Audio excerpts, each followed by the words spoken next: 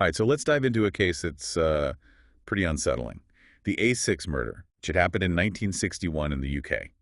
And it wasn't just a big news story, it really got people talking about justice and Right. whether the right person ended up being held responsible. Yeah, what makes this case so interesting is even with DNA evidence, it still raises questions about the legal system and forensic science. How much can we really trust memory? What happens when evidence seems to point in one direction, but then technology changes everything? Exactly. So picture this, August 22, 1961, a summer night in England. Michael Gregston and Valerie Story, his girlfriend. They're at the Old Station Inn having a nice evening, both car enthusiasts planning a rally for their work social club. Sounds pretty normal, right? Until their drive takes a dark turn, a gunman shows up, face partially hidden, forces his way into Michael's Morris Minor, No and way. tells them, "This is a holdup. I am a desperate man. I've been on the run for 4 months." It's like something out of a movie. It's the beginning of a terrifying ordeal. Hours driving through the countryside. Just imagine the fear, at the mercy of this stranger. They stop only for gas and cigarettes. And the whole time he's talking about his past, feeling like an outsider. His behavior is described as almost theatrical, like a mix of being agitated and excited. He even compares himself to a cowboy. Wow. So it adds this whole psychological layer to the case. And then as the sun comes up, Yeah. they end up at a lay-by on a hill called Dead Man's Hill. Seriously? Yeah, creepy, right? Yeah. And this is where it gets really bad. The gunman ties up Valerie, says he's taking a nap. But when Michael reaches for a bag, he's shot twice at point-blank range. He claimed he was startled by Michael's movement, but was it really fear or something he planned all along? Right, and the nightmare doesn't end there. Valerie is forced into the back seat. Michael's body is covered. She's assaulted, then shot multiple times as she begs for her life. The gunman takes off in the Morris Minor, leaving her for dead. So now the police have a brutal crime scene. What do they have to work with? A stolen car, Valerie's account of what she can remember, and the location itself. The early stages of an investigation are so important. Gathering evidence, talking to witnesses, trying to understand what happened. And a man named Peter Alon becomes a suspect, described as kind of eccentric, into astrology and theosophy, even witchcraft. He also had these fascist leanings, which made him even more unsettling.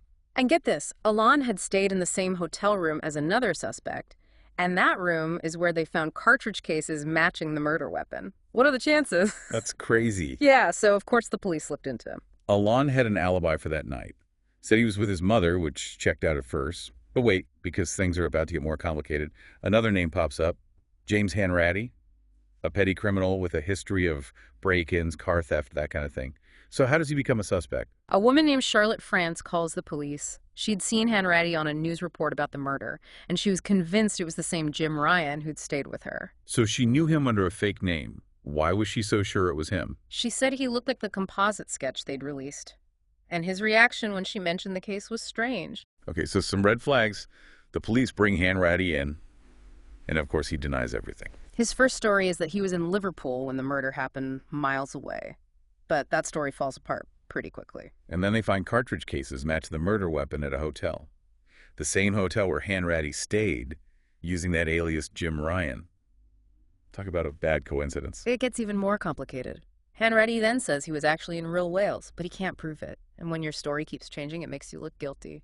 So we've got our suspect, James Hanratty, and a lot of circumstantial evidence. Is it enough to convict him? Well, that's what the trial is for. And as we'll see, it becomes one of the most dramatic and controversial trials in British history. So this trial was huge. The whole country was following it. I can only imagine how intense it must have been in the courtroom. Yeah, it was a big deal. And one of the most powerful moments was when Valerie Story testified. She was paralyzed from the waist down because of the attack, but she still came forward to identify Hanratty as the attacker. That's incredible bravery. But earlier we talked about how her initial descriptions weren't always consistent. Did the defense try to use that to discredit her? Absolutely. They argued that the trauma of the experience could have distorted her memories. They pointed to those discrepancies about the attacker's hair and eye color. There was even that detail where she described his eyes as blue because she'd arranged pebbles to look like eyes while she was lying injured next to Michael. It's understandable that the defense would question her identification, but did they manage to sway the jury? Eyewitness testimony is tricky. Valerie was completely certain that Hanratty was the man, and that conviction likely resonated with the jury. But the defense raised a valid point. Trauma can have a serious impact on memory, making it unreliable. That's a tough situation. Yeah. The weight of her words in that impossible situation, it's hard to even imagine. What else did the prosecution have besides her testimony? They relied a lot on circumstantial evidence. The cartridge cases found at the Vienna Hotel where Hanratty had stayed under the name Jim Ryan were a big part of it. And then they brought in Charles France, a friend of Hanratty's. What did his friend say? Well, he testified about a conversation they'd had on a bus. Hanratty had pointed out a specific hiding spot under a seat. And guess what? That's exactly where the police found the murder weapon. That's chilling. But Hanratty kept changing his story, right? Didn't he admit that he lied about where he was? Yeah, that initial lie about being in Liverpool really hurt his case.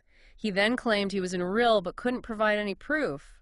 When someone's story keeps changing, it makes them look suspicious, like they're hiding something. So the jury had to consider all of this. The eyewitness account, the forensic evidence, and his changing alibis. What did they decide? After a long trial with everyone watching, the jury found James Hanratty guilty of murdering Michael Gregston. He was sentenced to death by hanging. That's a heavy sentence. It must have been a terrible blow for him and his family. Especially because Hanratty maintained his innocence right up to the very end. His supporters never gave up on him. They fought to clear his name even after his execution. We kind of left Peter Alon hanging back there. What happened to him? Get ready for this. A few years after Hanratty's execution, Alon suddenly confesses to being the A6 murderer. Wait, what? Seriously? First he's a suspect, then he's cleared, and now years later he's taking responsibility for the murder.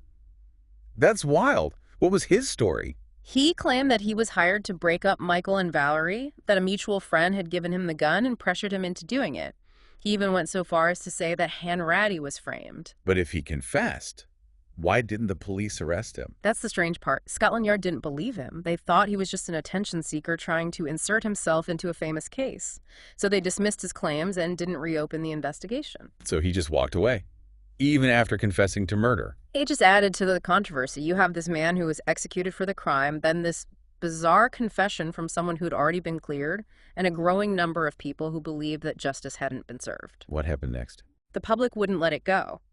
The A6 Murder Committee was formed. They organized rallies, gathered new witness statements, even got support from famous people like John Lennon and Yoko Ono, which brought international attention to the case. So public opinion was starting to shift. Did they ever reopen the investigation?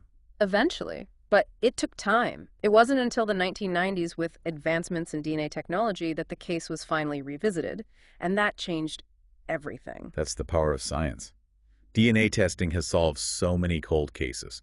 It can reveal the truth even after decades. Right. In this case, everyone was hoping that DNA would give them a definitive answer. But it wasn't that simple. What happened? The first round of tests on the crime scene evidence came back inconclusive. Hanratty's family argued that maybe the samples had been contaminated over time. So they had to exhume his body to get a fresh DNA sample. Exactly, and this is where it all came to an end. So they exhume his body to get this new DNA sample. And I imagine this must have been a really tense moment for everyone involved. And the results were clear. Hanratty's DNA from the exhumed body was a match to the crime scene samples. Wow. So after all these years, the science finally gave a definitive answer. It really did. It put an end to the debate about his guilt. I bet it was a relief for Valerie's story to finally have that confirmation after all she'd been through. It was. She'd always maintained that Hanratty was the one who attacked her, and this DNA evidence validated her account. But for Hanratty's family, it must have been devastating. They'd always believed he was innocent. They never gave up hope that his name would be cleared, so this news was a huge blow. This case just shows you how, even with modern science, these situations can still be incredibly difficult for everyone involved. What about Peter Alon? What happened to him after his confession was basically disproven by the DNA? Unfortunately, Alon's story doesn't have a happy ending. He continued to struggle with mental health issues, and he never really escaped the shadow of the A6 case.